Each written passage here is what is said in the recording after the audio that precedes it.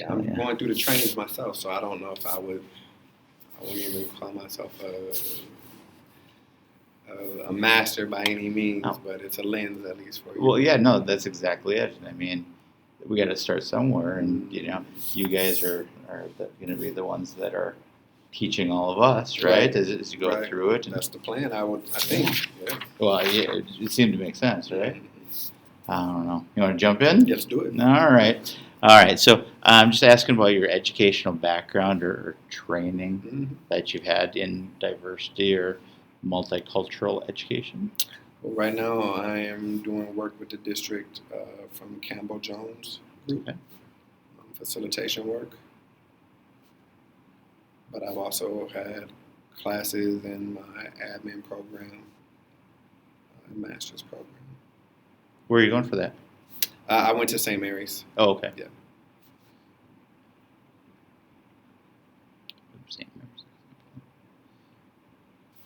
The training that you guys are doing with Campbell Jones, what are they? Is it like a structured curriculum or is it a cohort type environment? Yeah, what's it all about? They have their own curriculum, and the name is failing me right now, but I do have the booklet downstairs. I can find that out. Oh, that's okay. No, I just didn't know if it was a collective thing that you guys inquiry based, or if they've got their own curriculum. And I assume the idea is like I said, they're using those concepts with the district. And a lot of the concepts are familiar with different kind of curriculums. I think it's just more about the delivery. Okay, gotcha.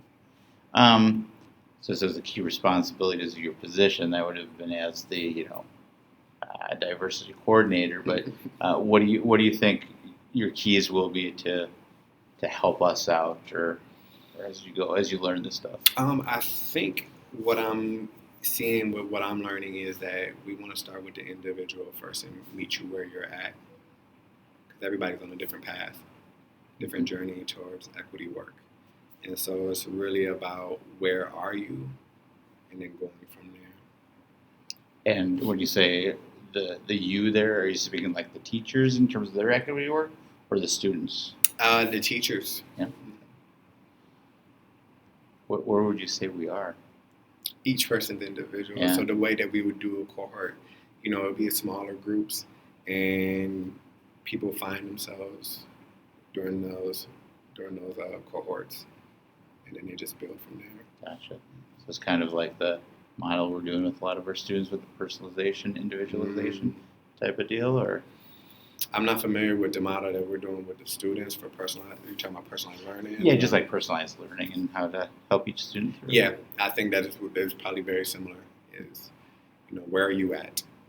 Okay, what kind of skills do you have? What do you believe about the world? What do you believe about things? What are your core values? You tell us what those are, and then from there we build on where you want to go. Makes sense. Yeah. If you had some goals for diversity for the school, like over the next year or so, 2 years, what would your goals be? It would be to really declare a plan, and then how you would execute that plan. Give staff a framework of where we are, what our beliefs are as a district. And I know we have some of that, but I don't think it's specific to equity work. And then just start from there.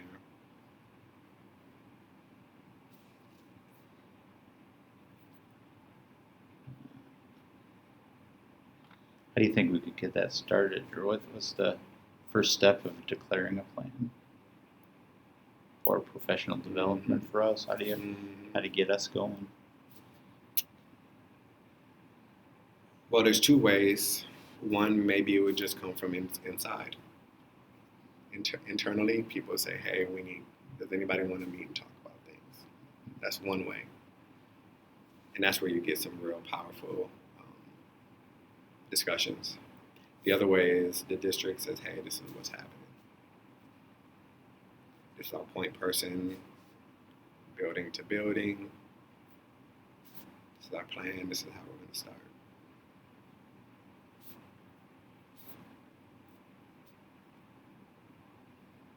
One of the reasons that I was really excited that you were volunteering for this is because it talks about students from different cultural backgrounds and their learning needs. And I have a feeling you see a lot of different learning needs in your position. Absolutely. Absolutely. And it's one of the things that is happening when we're doing registration right now. Mm-hmm. How do we meet all our kids? Mm-hmm. I mean, it's hard. And are we deliberate about the methods that we want to help our students be successful with? Because they might look differently. Mm-hmm. And are we okay with that? In what way? So like right now, kids are able to retake tests over and over, and it seems like that might be something that some staff members have a hard time with. Mm-hmm. Gotcha. What are we okay with as far as a student telling us that they've met their requirements? And historically, we've always said that, you come in, you take your test, you do your homework, and that's pretty much it. Mm-hmm. But maybe it looks different for students coming from some different challenges. And so what are we okay? What are we comfortable with? Mm-hmm. And I think that comes back to what's your core value.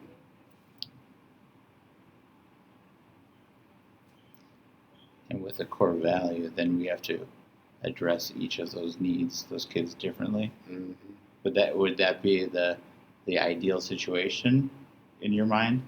If get the teachers to say there are different ways or agree on that, and then address the students as different, or?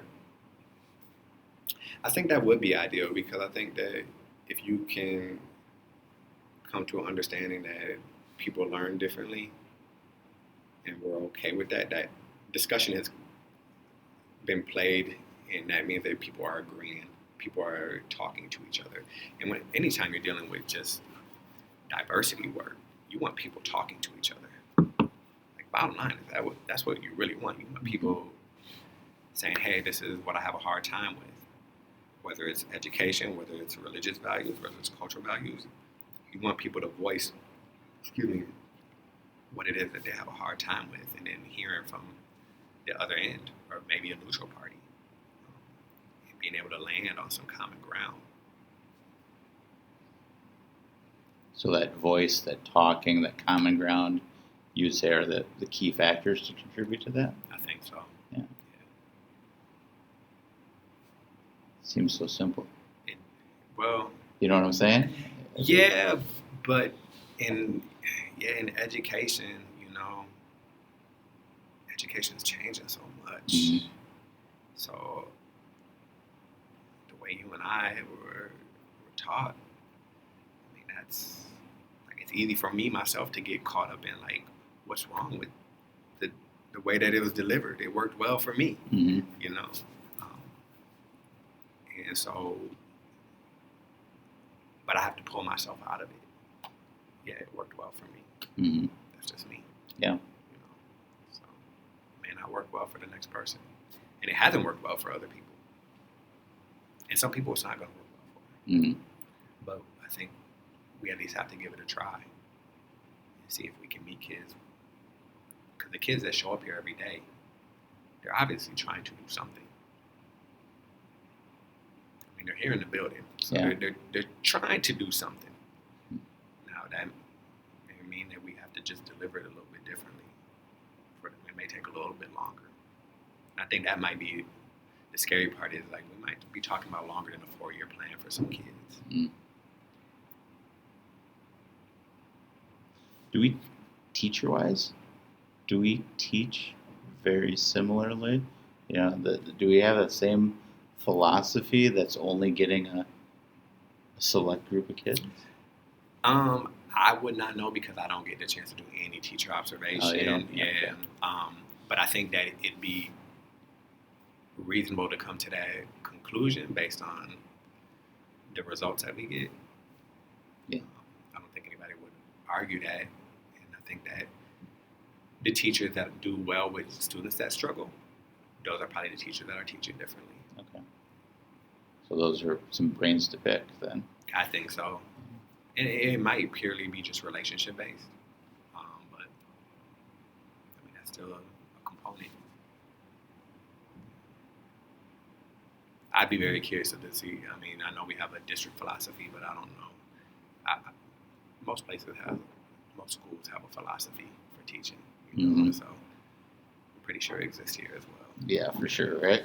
Right. Well, so thinking about your interaction with diversity, multicultural events and whatnot, it says, what's your greatest joys? What, biggest success, something like that? I just love seeing people come together and talk about difficult issues and leave it at that. Leave it at, maybe we're going to agree to disagree on things, but not have to hate each other, because you might agree on some other things, and just on that particular issue alone, though, you might just not agree. And I think that's part of becoming an adult for our young students, that are going off to the next level, is we don't always agree. Has that been your greatest challenge that you've seen with diversity work, or students in general? No, I'd say the greatest challenge is maybe people just don't want to entertain the conversation. People that are just not willing to move, not willing to hear, not willing to listen, made up their mind. I think that would be the greatest challenge. Do you think that's worse as of late? No, I haven't had any experiences with people who aren't willing to. I've been very fortunate to not have to see that. At least adults. Young people are like that every day. But adults, I think, are willing to hear, willing to talk. They may not agree with what's happening, but I think a lot of times they feel like, well, I'm going to outsmart you and I'm going to tell you why this is that, And so, and in that mindset, they're willing to engage, And so moving it from an argument, though, with those kind of people is that's the work. Like, I'm not here to argue with you about numbers of, people coming here illegally, or, murder rates and, amongst, people of color. Like, that's not what it's about. I don't want to argue data with you. So tell me what you believe. And also, why do you come to that belief? How do you come to that belief? What set you up to come to that belief? Because it may be on a limited experience. Yeah, because without the experience, you can't change your mind, or you can't see a different side. Okay. Now, you said the young people, are they more set or stuck because they're young, immature? They're just being a 15-year-old, so to speak? Or? It depends. Yeah. Yeah. Some young people are they're basically oppositional just to be oppositional. They know what you're trying to do, and they just don't even want to budge. They understand that we're trying to give you a different point of reference, a different, way to look at things, and they're just gonna, if they entertain that means that they might feel weak, and they're just not gonna do that. They don't want to do that. They don't want to do that. Some, right? But sure. Some that are interested, and they come and they ask you questions from the get-go. Those are the ones that it's like, well, have you looked at it from this point of view? This might be why that's happening. And then the wheels start turning in their head.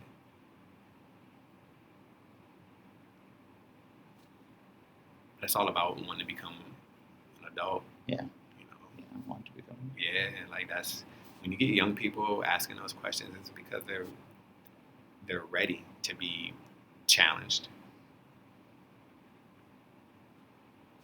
like that. Challenge my thinking.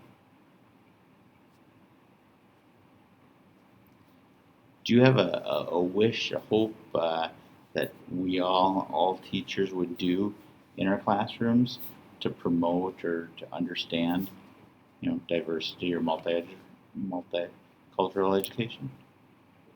Well, yeah, I would hope that just people take it seriously and see the importance of it. That it's not just a checklist item. That it requires an emotion, right? It requires a reason for why you feel like it's important for you to connect with those students. And I think the best teaching is when your emotions are in it. Mm-hmm. And so, regardless of the emotion, whichever emotion that you want to use,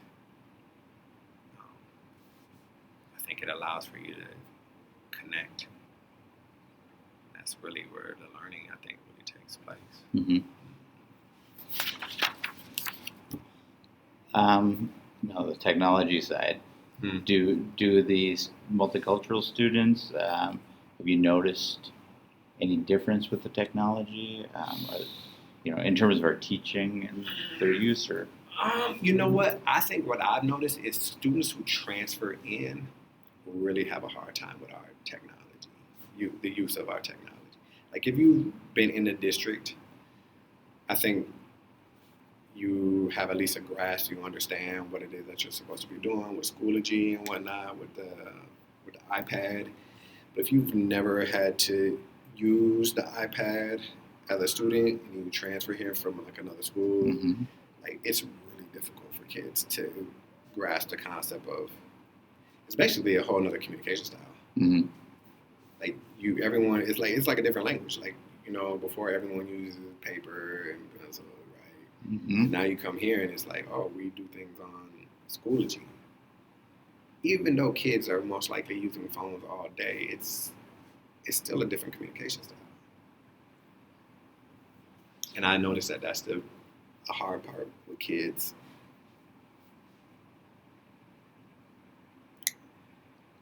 Do you think that's, so it sounded like you're saying part learning curve there, mm-hmm. and just kind of trying to get caught up. Mm-hmm. So if they're, like you said, if they're in our system, they know a little bit mm-hmm. how to use it, how to apply mm-hmm. expectations and mm-hmm. whatnot. Do you think that says more about our school or more about the school that they came from? It just shows where each place is at. I don't think it's a bad thing. Okay. I think it shows where each place is at and the methods that they want to use to demonstrate learning. I guess the data support, students with one-on-one technology, like go on and become, I don't know if there's enough data yet for, but we certainly know that this is a form that's not going away. Yeah. Right? It's not. No. So teaching kids to try and be ahead of it is definitely understanding. So do you think we do enough with like differentiating our use of the technology, or identifying those kids that need the support to utilize it? Yeah, I don't think that we have anything that's a support class for the technology. I think it's kind of sink or swim. Yeah. Do you think that does that add to the struggle then of a transfer student? Oh, absolutely. Yeah. Absolutely. So maybe some of the troubles that we're seeing has more to do with just getting acclimated to a new place than anything to do with the actual technology. A combo. I mean, there's a certain level of discipline that comes to using the technology for learning purposes. Like, it's not we're not just doing Google searches. Yeah. Right? Like, you really do have to put yourself into it And for students that might not even put themselves into the entire class, and you give them a device to put themselves into this device to put themselves into the class, that's a challenge. Yeah.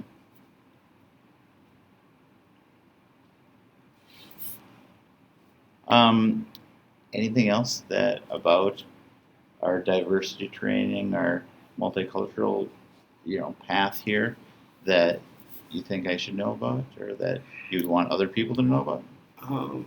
It seems like there is a something working, something that's being identified that we do have to do something. I think that's clear. That something needs to be done.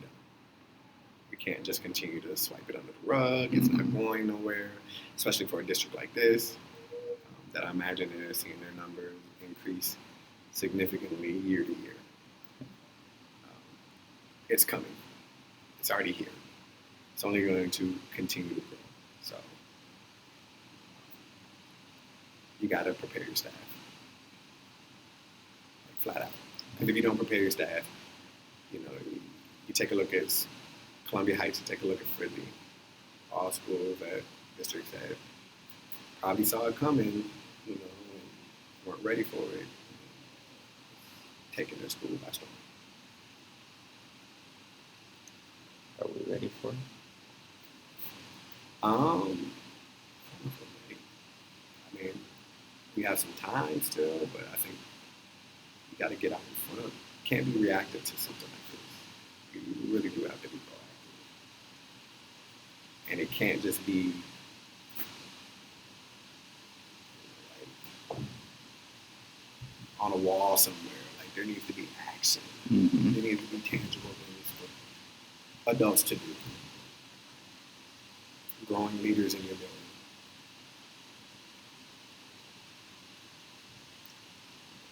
So we can't just celebrate MLK Junior Day, or can't just talk about it in February. No. I mean, you've got to be very intentional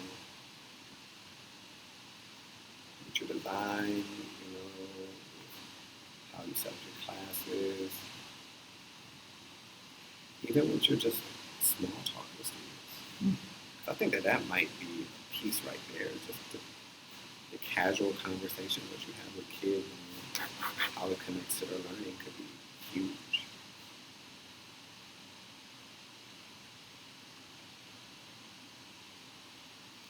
Do you think we have enough classes that are multiculturally based or driven? Have any classes that are, people might say that their curriculum addresses it, but I don't think we don't have any classes I'm aware of that. Because we tried to do one last year. Oh, we did? Yeah.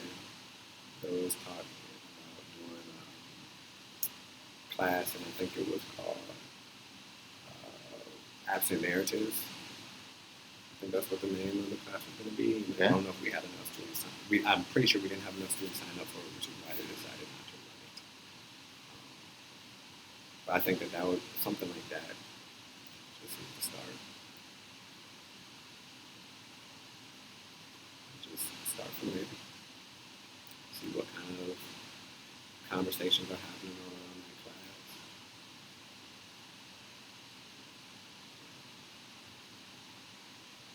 It'd be nice to see.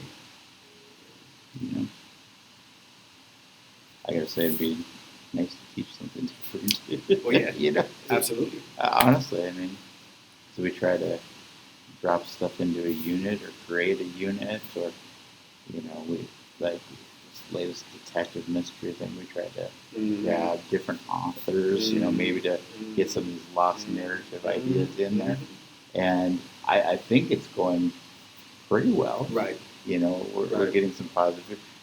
Kids are frustrated because it's not on SparkNotes, Yeah. But the fact that some of the best conversations are some of the most culturally different books. And I was just like, one's a Chinese culture, another is a more Middle Eastern cultural book, and there's a lot of talk in those groups, and those groups just kind of go nuts with it. Right. It's like, wow.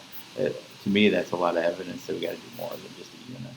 Yeah. In my opinion. Well, the kids are thirsty for it. you know. And I think that that kind of dialogue from kids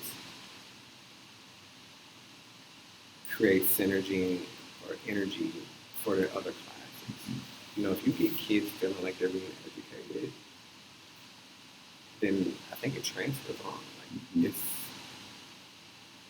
contagious, right? Yeah. And it just makes them feel good about what they're doing and allows for the possibility to learn in other areas. Like if you decide that you're a learner, then you're a learner. Mm-hmm. Not just about, a language arts unit that happened or, something culturally different. Like, okay, if I can take that seriously, then I might be able to take the next one seriously. You can build off of it. Yeah.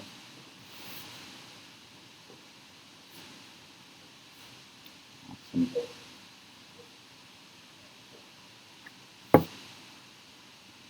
Yeah, that covers it That for covers my it? Okay. questions. And my mind's racing with all sorts of different ideas. And, Yeah, it's hard because I don't, I feel like I'm relatively new to the district, and I don't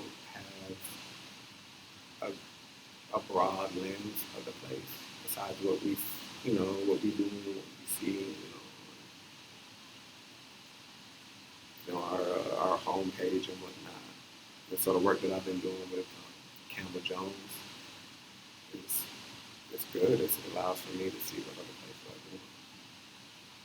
I think at high school though too, it's also easier to have some of those conversations with students. mm, And just yeah, the level of thinking is a lot hard to engage a third grader with some of that. Right?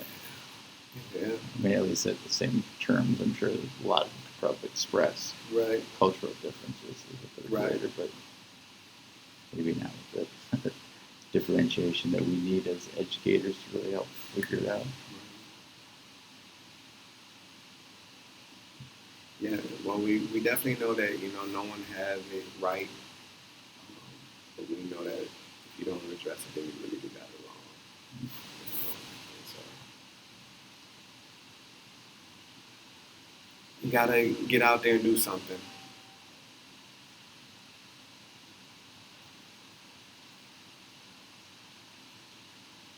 I love it. Thank you so Yeah, much. man, no problem. I tell you, No you really problem. saved the day. All right, yeah. I mean, honestly. Well, we gave you an opportunity to go ahead and knock it out. You said that you talked to Boucher. Yeah, I just asked.